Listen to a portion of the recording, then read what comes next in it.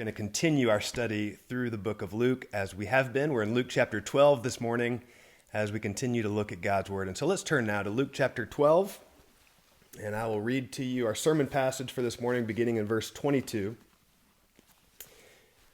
This is God's word.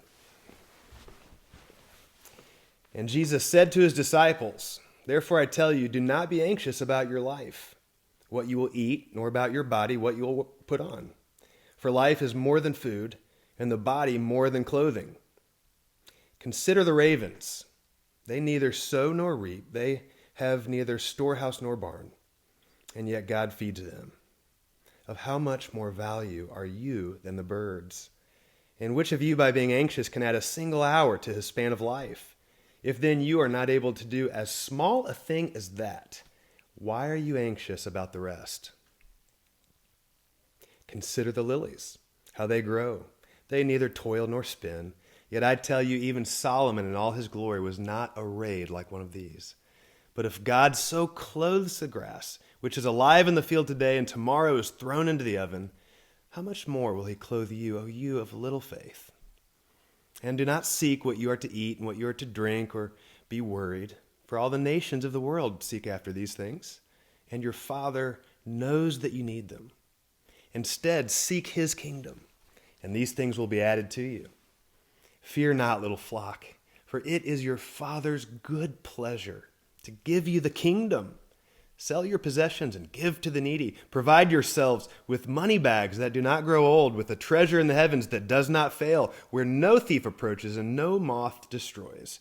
For where your treasure is, there your heart will be also." Amen. Well, it's important to know that this passage that we just read came on the heels of a very important story that Jesus told. There were two brothers that came to Jesus, you'll remember last week, and they were fighting over their inheritance. And Jesus said, "Let me tell you a story about a rich man." And so Jesus told them a story. It was about a man who did very well for himself, did very well in his business. In fact, he earned so much and was able to have so many possessions, he realized he didn't have space for it all, so he built a bigger barn so that he could have more and more room to keep all of his stuff. And he got to the point where he realized he was set for many years to come. He could live the life that he always viewed would be most satisfying to him, and it was going to be a really secure life. And Jesus said, God said to him that day, "This very night your life is required of you." And so he couldn't go on to experience the security of all of his possessions. And Jesus said that that story was intended to teach people to be on guard against all kinds of covetousness, all kinds of successism is probably a better word for that. Jesus said that story is to teach people that one's life does not consist in the abundance of his possessions. He ends that parable by saying he's teaching us about not laying up things on earth, but being rich toward God. And then he finished that and he said, "Hey, disciples, my followers, I'm no longer talking to the crowds. Let's go deeper and let's talk about this. I want to show you the difference." And that's what we have in our passage this morning. I want to show you the difference between laying up resources on earth and being rich toward God. I want to teach you the difference between earthly riches and the kind of riches that you have when you're seeking my kingdom. That's what this passage is about. And so as we just read, I think that this passage really turns on verses 30 through 31. In verses 30 through 31, we read that all the nations of the world seek after these things, and your Father knows that you need them, but instead seek his kingdom. You see, this passage really turns there because what Jesus is saying, there's either one way or the other. There's either one way or the other. One way that you can live is to seek after what is normal for all the people of all the nations to seek after. But instead, Jesus is saying, I want you to go another way. I want you to seek a different kingdom. And everyone has to choose. Everyone has a choice. You will either seek after what the nations seek after, as we see there in verses 30, or you will seek after his kingdom. And that has tremendous effects. That's going to affect you. It's going to affect your personal life. Whichever way you choose, it'll affect your relationships. It'll affect your bank account. It'll affect your family tree. It'll affect your inheritance. It affects everything. And Jesus says, you got to choose. And so that's what we're going to look at. We're going to look at one way or the other. The one way of seeking what the nations of this world seek after, or the other way of seeking after the kingdom that Jesus was speaking about. So one way is the way of the nations. That's the normal human way. That's who we are by nature. That's what Jesus was referring to. Who we are by nature is to naturally desire to lay up for ourselves possessions and resources and treasures that we can see and we can feel and we can touch and we can be satisfied by. That's the natural way. In fact, just this week, I was reading an article. It was a leadership article in Forbes that popped up on my Apple newsfeed, written by a man by the name of Steve Denning. It was a leadership article on the fallacy of authenticity. I won't even explain why this connects to that title, but here's what he said. This was a guy that I looked back through some of his other stuff. There's no trace of him speaking from any Christian worldview. This is just what everyone knows. He says, after all, almost every character in Hamlet, including Hamlet himself, who among other things absent-mindedly slays Polonius in a tangle of good and bad characteristics, he says, Hamlet the play presents eloquent evidence as to why being true to thine own self cannot be an infallible recipe for being true to the rest of humanity. It may not even be possible, because centuries later, he says, and this is the point, centuries later, that is now, psychologists have shown that infant human beings arrive into this world as selfish, grasping creatures.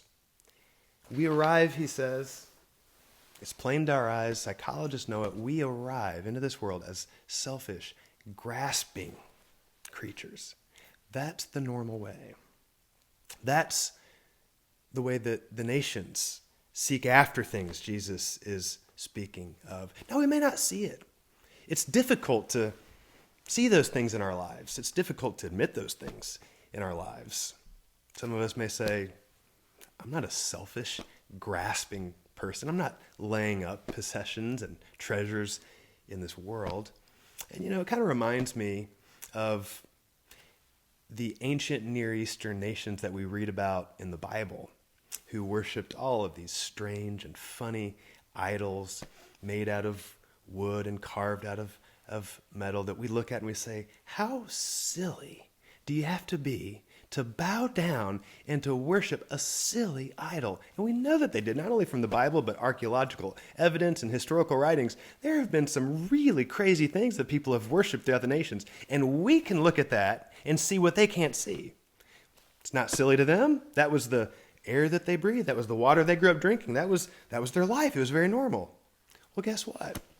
We're growing up in a world too, where the water we drink and the air we breathe, there's also idols.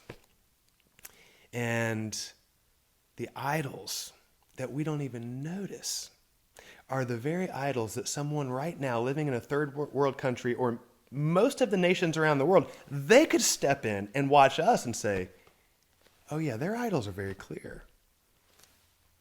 Power, wealth, possessions, surplus.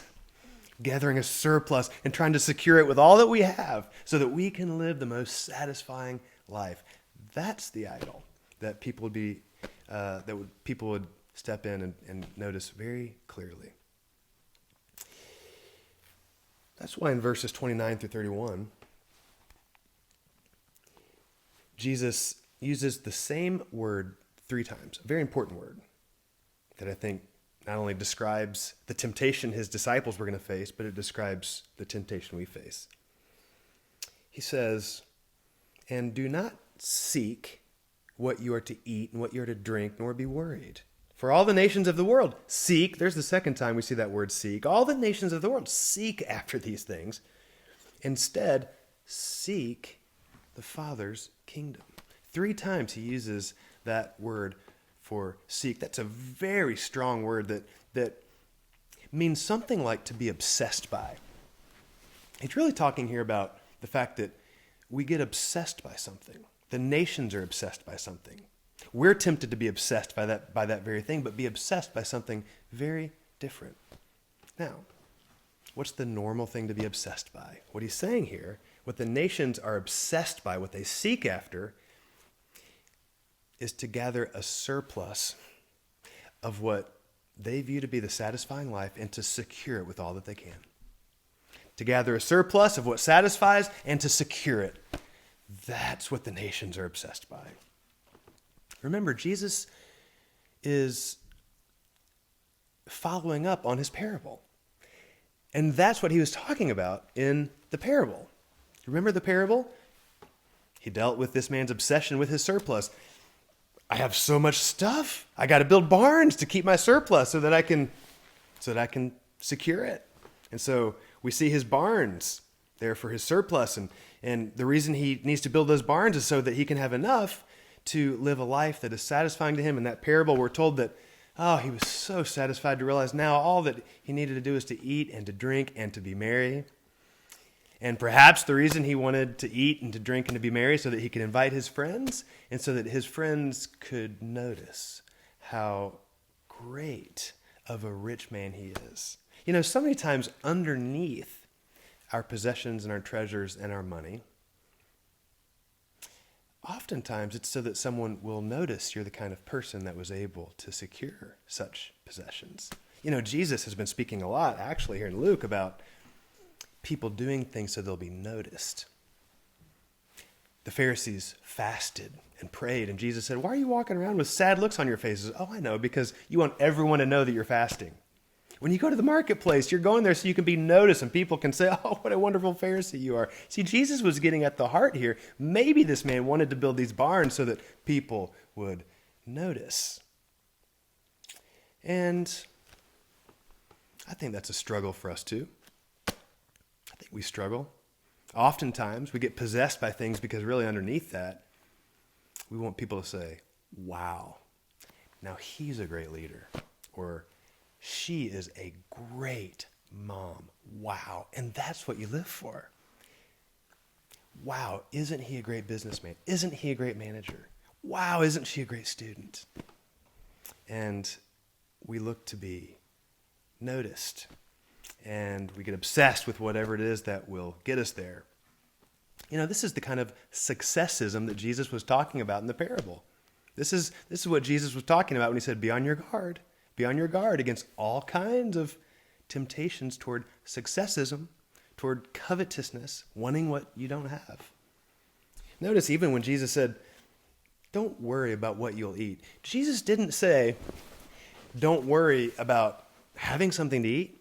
He didn't say, "Don't worry that your neighbor doesn't have something to eat." He said, "Don't worry about what you are to eat. Don't worry that what you're eating," and Jesus isn't strictly speaking of food here. He's talking about whatever it is we consume. Don't be worried that you're not eating better food than your neighbor. That what you have to eat isn't better than his or hers. And so Jesus here is talking to us about this obsession for surplus and a surplus of what we can gain that will satisfy us. And the obsession to secure it. The obsession to secure it. The man with the barn said, "I'm good for many years." And God came to him and said, "This very night, you'll know how insecure you were, because your life will be demanded of you." Now that was a story that Jesus told, a fictional story, but he was making a point. And he's making a point to us because we too live in a society that is blanketed with anxiety and fear. And the reason why we are blanketed with anxiety and fear is because we have an obsession to gain a surplus of what will satisfy and to secure it, but we know we can't secure it. We know that what we have isn't very secure. There are people who can get a surplus of what they want. You can get your surplus. You can do some things and get some things that will satisfy you, but there's always this sneaking sense, isn't there? It's not very secure. How can I secure this more? How can I have it longer? How can I have this relationship longer? How can I have this beauty longer? How can I have this body longer? How can I have this bank account longer? How can I secure it? And we know we can't. And so underneath that, there's a great fear and a great anxiety. You know, it's verses like this that I think causes people to misunderstand Christianity and to misunderstand Jesus and to get a wrong picture, because what it looks like when we read verses like this is that Jesus is saying, I don't want you to be people who have anything to do with pleasure. I don't want you to be people who ever have anything to do with ambition or beauty or treasures. No, I don't want any happiness for you. And that's not what Jesus is saying at all, is it? It couldn't be further from the truth. Jesus came so we could have life and life to the full. Jesus absolutely wants you to have pleasure and treasure and security and beauty and all of those things. He came so that we would have life. But Jesus, he's very kind. And what we see here is he's kind enough to tell us the truth. And he's kind enough to tell us the truth that if we think we'll find life in the surplus of our earthly possessions, and that if we think we can really secure it, we're going to be severely disappointed. And so Jesus is just so kind to keep us from a crashing disappointment, because he knows. He's the one who knows from the beginning from the end. He's the one who knows. He knows what gives you life. And so he's warning us here against the lie that the nations so often believe. I'm going to take my first sip of hot tea here, which I never get to do when I'm preaching a sermon. Now listen. In verses 25 through 26, look at this. Jesus said, "And which of you by being anxious can add a single hour to his span of life? If then you are not able to do as small a thing as that, why are you anxious about the rest?" So powerful. You see what Jesus is saying? Here we are. We're obsessed with securing the good things in our life. And Jesus says, you can't even add an hour to your life. In fact, in the Greek there, some scholars think that what he's saying there is you can't even add a few inches to your height. Probably better, what it's saying is you can't even add one step to your life. Isn't that a great picture? Every person who ever dies or whoever will, at some point will take their last step. Now think about this. I mean, if you really work hard at it, can't you take another step? Jesus says, no. You can't even do that little thing. You can't even do that little thing of growing yourself another inch, of adding one more hour to your life, one more step to your life. You can't do this little thing, and yet you keep trying to do this big thing of controlling so many parts of your life, of building a surplus for yourself, and of securing it for yourself, but you can't. You can't even do the little thing. And yet you're anxious trying to do this big thing. And we can't. And that's why we live in anxiety and angst and worry, trying to guard our earthly surplus. And that's why Jesus in his parable said, this rich man was a fool. And he's driving that home to his disciples here. He's saying, guys, listen, don't you realize this man was a fool?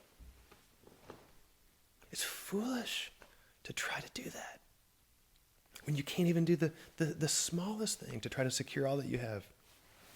We needed the wisdom of Proverbs. I love this verse in Proverbs chapter 23. Listen to this wisdom. Do not wear yourself out to get rich, Proverbs 23 says. Don't trust your own cleverness. Cast but a glance at riches, and they're gone. For they will surely sprout wings and fly off to the sky like an eagle.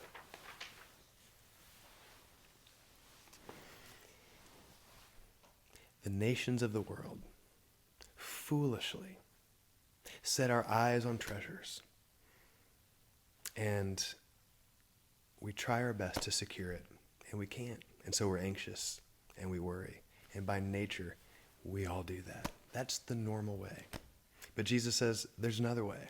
There's another way. The other way is to be obsessed with following me.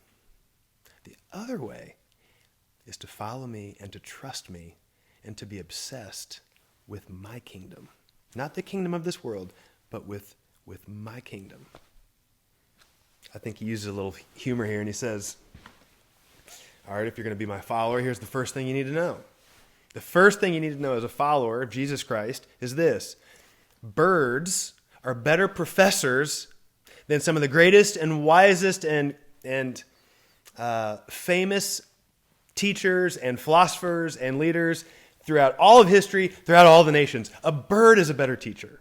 A bird is a better professor. Look at the birds, he says. Study them. Consider the birds. He's using strong language there. Take a deep look at the birds, he's saying. And personally, I have taken a deep look at the birds. You may not know this about me, but I know birds pretty well. I've been studying birds for the last 13 years. I'm pretty much joking with you, but I have been reading this book for the last 13 years called A Field Guide to the Birds East of the Rockies. I bought this book 13 years ago because when our first child, Nevin, was born, I remember buying this at a yard sale. And this became one of their favorite books because we would lie in bed and I would read them all about these birds. And it talks about the size of the birds. It talks about where they live. It talks about what they like to eat. And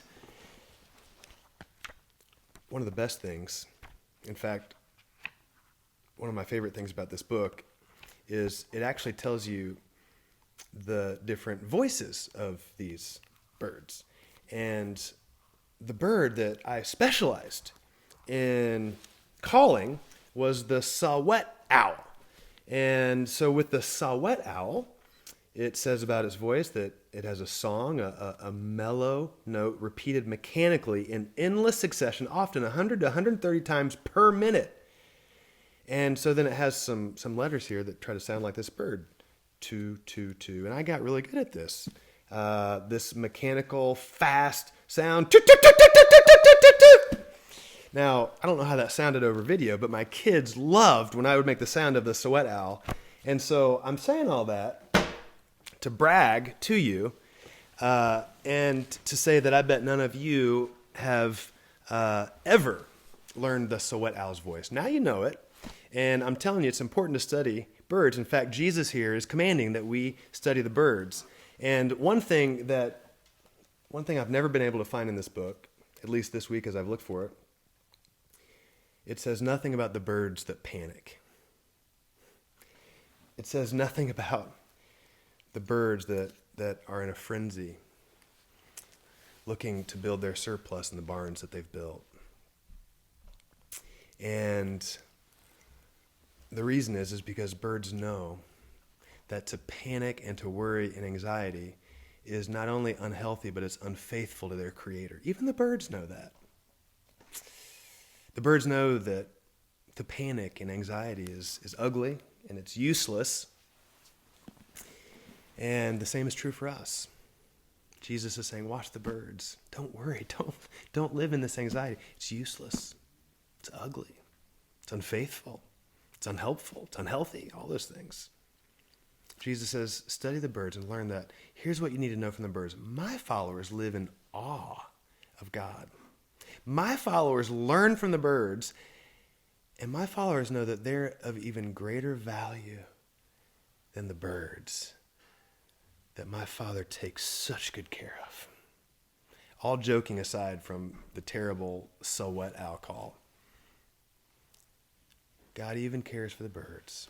They don't have to live in a panicked anxiety. And Jesus says, learn from the birds. You're so much more valuable.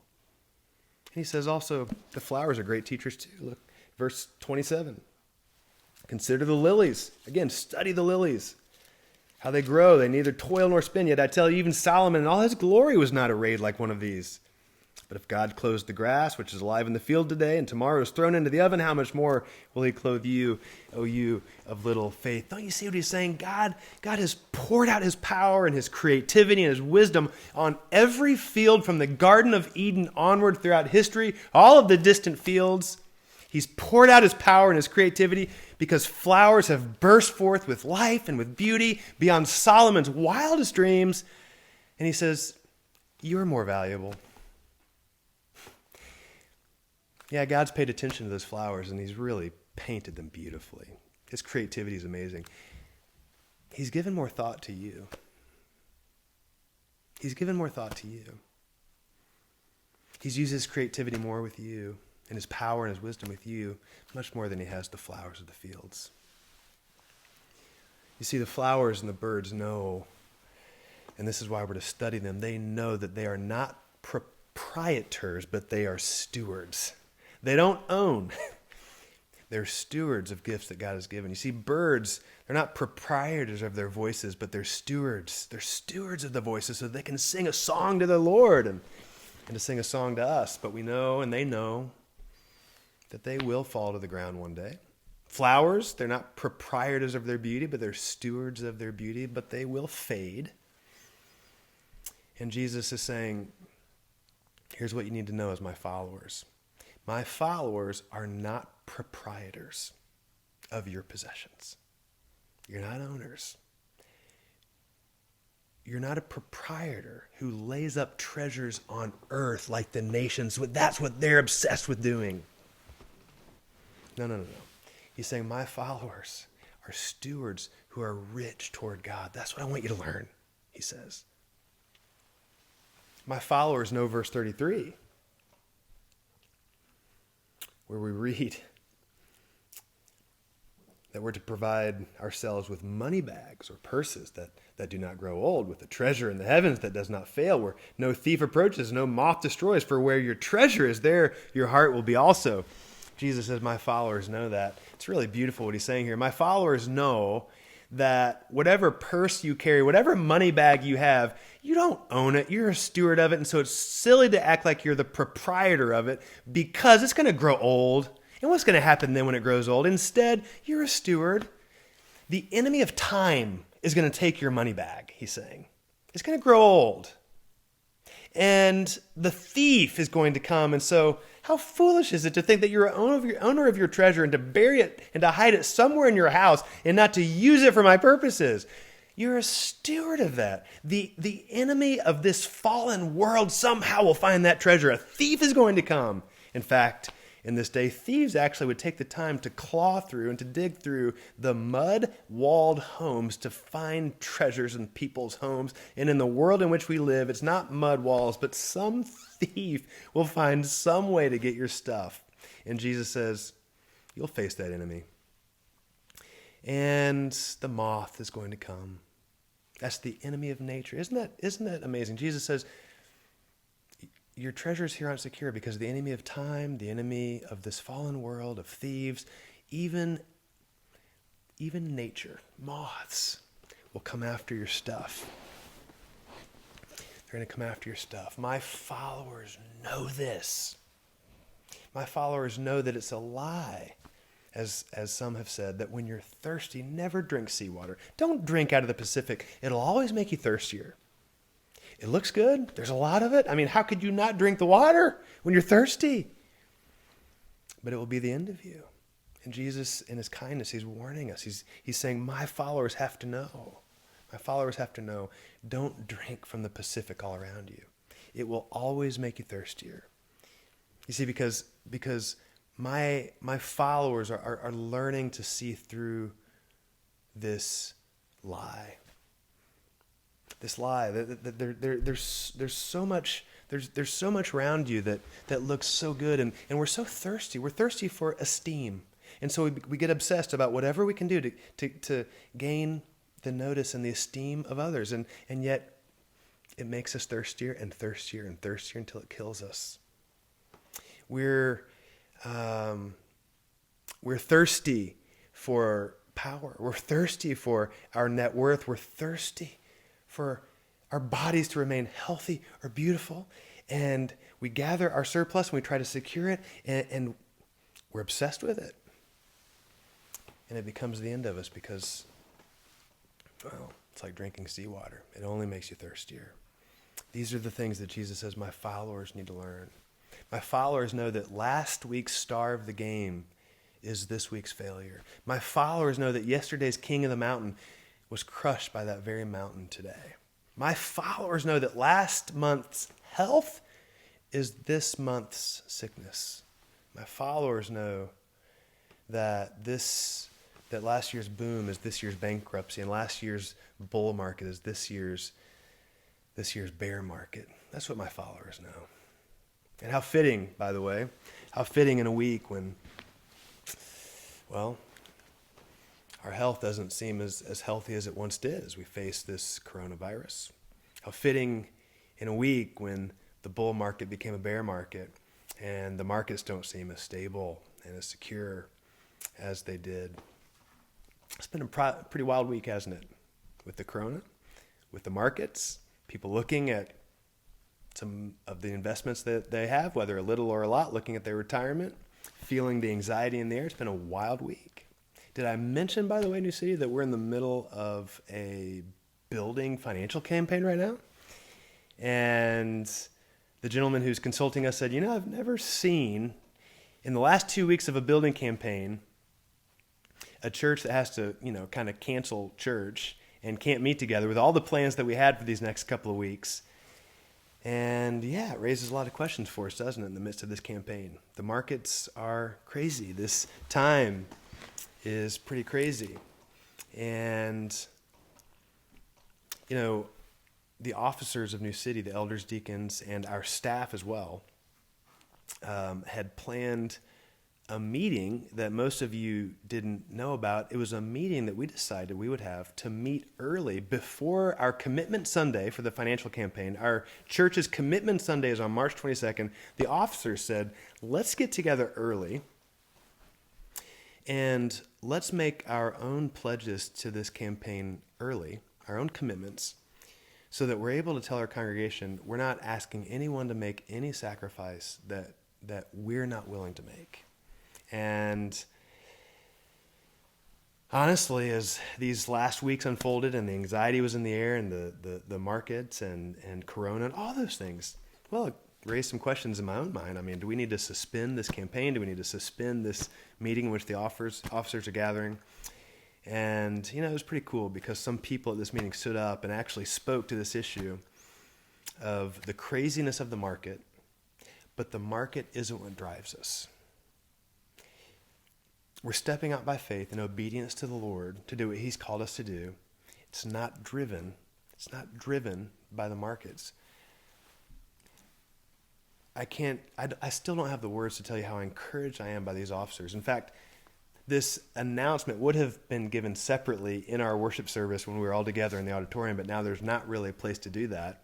But I want to let you know, New City, that of the $1 million that we are hoping to have pledged on March 22nd, the officers met early. And the officers and the staff made their over and over pledge for $530,000. I'm amazed. Now that doesn't even include some money that was given in 2019 to pay for some of the early costs that we had with the building, but $530,000 was pledged, was committed. And that's really encouraging. It's really exciting. It doesn't make much sense in this crazy up and down market. But that's not what drives us. Another person stood up and talked about this reality that it does feel crazy to step out by faith to do this, but it feels so good. It feels so right.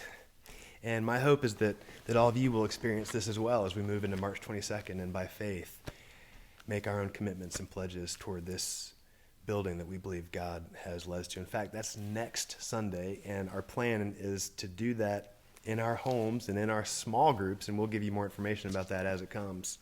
Think about corona as well. The coronavirus is a very serious thing. It raises the question, does the coronavirus, does it fly in the face of the promises that Jesus made here? Does it fly in the face? I mean, Jesus says, don't worry, I'm going to take care of you. There's a lot of starvation in the world. There really is. More than 10,000 people a day die of starvation. That's a terrible number. Does the reality of starvation fly in the face of Jesus' promise here? Every time you see a fallen bird on the ground, every time you see a faded flower, does that fly in the face of Jesus' promise here not to worry, that he's going to provide? I mean, is verse 30 really true? Where we're told here that all the nations of the world seek after these things, and your Father knows that you need them. How true is that? That our Father knows what we need? Doesn't he know that we need healing from corona? Doesn't he know that these people starving need their food?